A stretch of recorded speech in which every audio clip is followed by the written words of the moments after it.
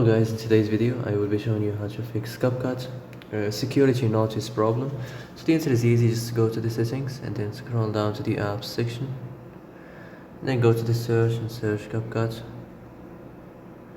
Then go to the storage and here you will find this clear cache option, click on it. Now you can go check it if it worked, and if it didn't you can try to restart your phone or turn the Wi-Fi off and on, or the Bluetooth or the airplane mode. Also you can try to clear data, but be careful, if you clear data all this application's data will be deleted. This includes all files, the settings, the accounts, the databases, etc.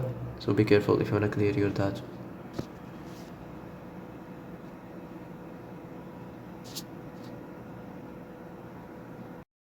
And that's it for today's video. I hope this is the answer you've been looking for.